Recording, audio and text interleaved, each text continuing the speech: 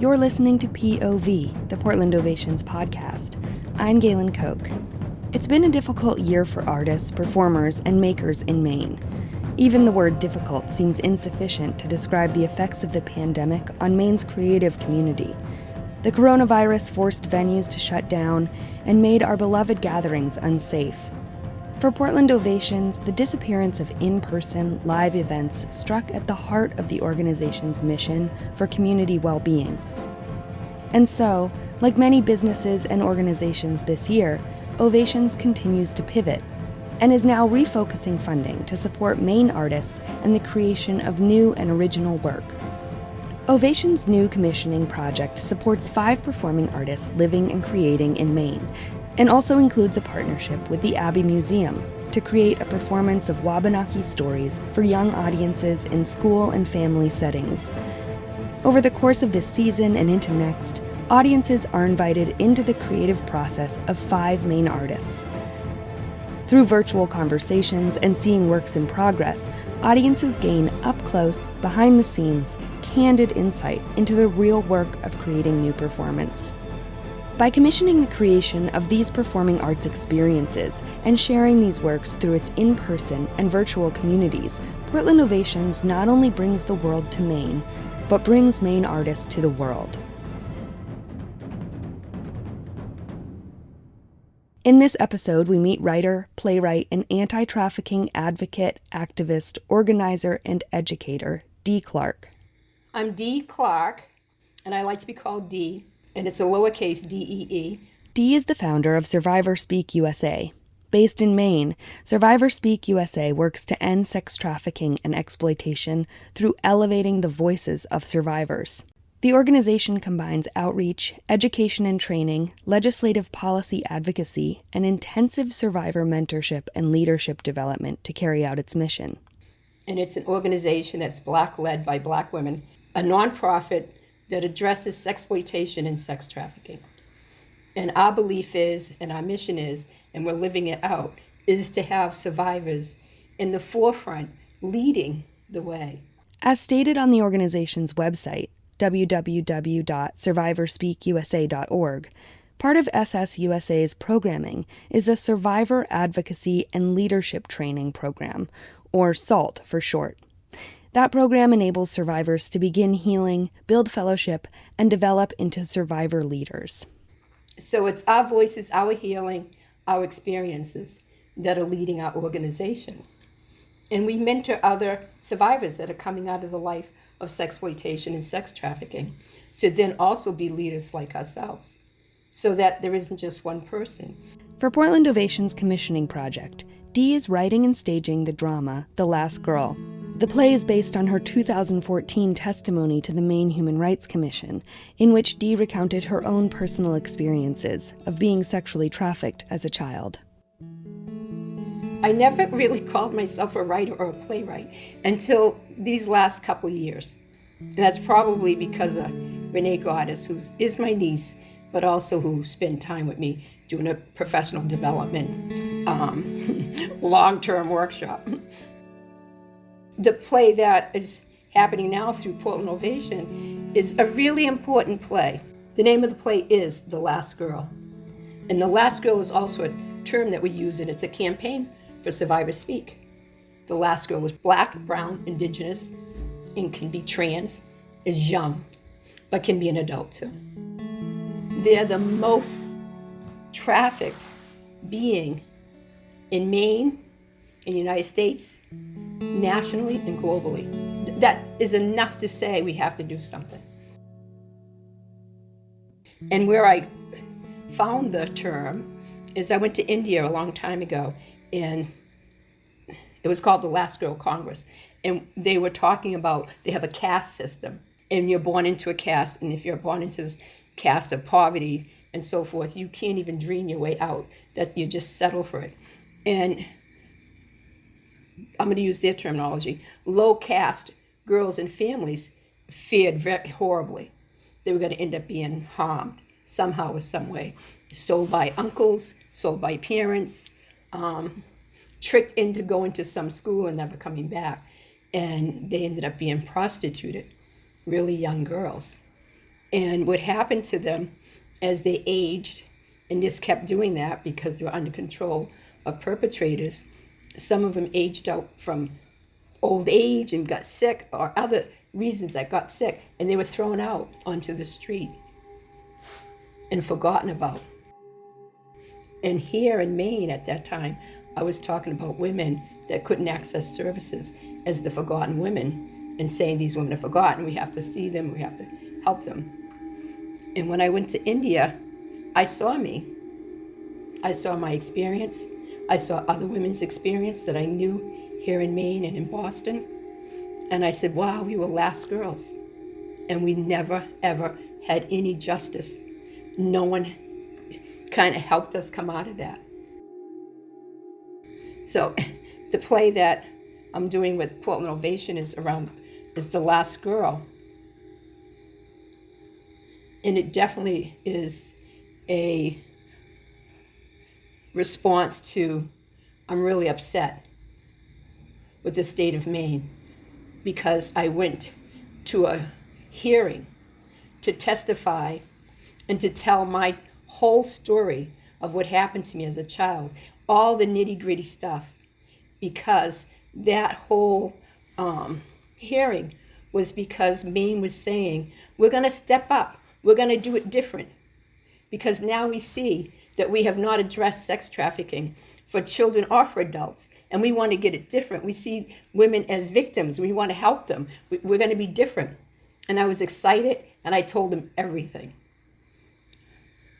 The interesting thing is when I wrote the testimony for that, after giving testimony after testimony at the State House around poverty and homelessness and other women's issues, the day I sat to write the testimony, I really became the 12-year-old girl that all that stuff happened to and wrote from her heart. At some point, that testimony turned into this play as a response to, no, you didn't keep any of your promises. Nothing's different. That happened in 2014. And I just kept working on it. And then I felt like I couldn't figure out how to end it. So I just kept messing with it. And my niece, Renee Goddess, she's the one that did the professional development with me. So Auntie, when are you going to produce this play? So Auntie, when are we going to see this play? And she kept asking me kindly, gently, oh, I'm still working on it. Well, I don't have an ending. Whatever I kept saying, and I was just clutching it. So I wasn't sure where I was going with it. But I did trust my niece. And eventually I said, okay, let's go for it. And then she sat across from me at my table and we'd read the script. Tell me more about this part. That kind of thing. And I just kept writing more and more. We need to know more about this part. And then she said, let's get an editor. So we called in Maya, beautiful writer, Maya Williams, and she started editing with me.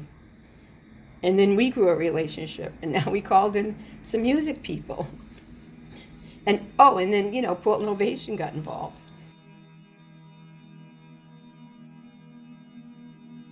I've been doing Survivor Speak officially since 2014, but I've been doing that type of work with women who at one point we'd be talking and say, yeah, I was a prostitute once. And sometimes say, yeah, I had a pimp. And sometimes we go down memory lane and talk about war wounds. I got beat with this, he did that to me. It wasn't until much later in life that I could say, I was taken and held against my will. Like the language changed. But the script is about my personal story of what happened to me. And the people that were holding me hostage. But the point is, it's like that. It's happening today. This shit happens. It's not a unique thing. That's unfortunate. This happens a lot to young girls, as well as what happens as a teenager and further on. It's just typical. And that's what's important, that these things can happen and still happen and are happening. They happened to me in the late 60s, early 70s through, 79. And then I'm writing about it because of the women I'm seeing and working with. And that's in 2014. And it's 2021. It's still happening. So where's the change? The whole idea is after the show is people stay and have a dialogue. And there's lots of information that they'll get during the show. But that they'll want to know and be curious to seek and answer solutions to making it so there aren't any last girls. Survivors, as we're called, that are seeking services or who do access services, we all end up knowing each other. And, people talk about stuff, and you hear who's faring well, who's getting shit, all of that. And so your recovery, of your chance to even access any recovery, is still based on the color of your skin. And it's because people have preconceived biases they don't even know they have. And that it's just happening. It's happening. When I look back now and I meet all these other women and I do these victimhood workshops, it's just I was set up because of how life was going, that something would have happened. And I left my house to go to a party and I didn't get to come back. But the same day before, and the day before, and the day before, there was stuff already happening. Terrible stuff. And I'm going home and acting like everything's cool. And that's the part that's really important to understand, that these things are happening to young girls. But while they're happening, they do live at home or with guardians. It's like under our noses. It's right there happening. And that's what's important. It isn't about being able to recognize. It's about paying attention to children. And I always say to people, I don't like child protective services. I really don't like them. I wish they'd do business differently. But if you're really concerned about a kid, go make friends with that mother. And if she don't want to be your friend, just drop resources off to her anyway. Give her a chance to trust you. I think more than anything, Survivor Speak has been very healing to me. I feel very recovered and full of joy and have a great life. I have a lung disease, but I have a great life. Survivor Speak, being with other women and encouraging them and knowing that they're seeing me and knowing my history and knowing that they can too, and then mentoring someone to then do what I'm doing. It's just beautiful.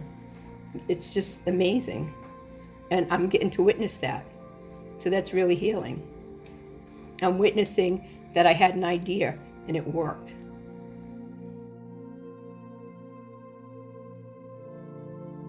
Thank you for listening to POV. And special thanks to dee Clarke for sharing her story. If you or someone you know in the Portland area needs help, you can contact Survivor Speak USA's hotline at 207-408-1778 or by emailing info@survivorspeak.org. The National Human Trafficking Hotline can be reached at 1-888-373-7888. This episode was produced by me, Galen Koch.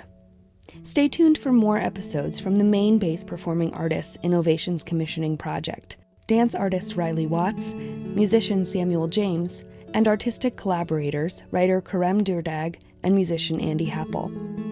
The new works created over the first 6 months of 2021 will be seen in work-in-progress presentations every Tuesday at 4 p.m., beginning April 27th through May 25th, and then presented live as part of Ovations 2021 to 2022 and 2022 to 2023 seasons. Premieres will include staged readings, storytelling presentations, concerts, and immersive experiences. And of course, you can tune in and hear about those projects here on POV. Ovations POV is produced in part with generous support from a major project grant from the Maine Humanities Council, which receives funding from the National Endowment for the Humanities.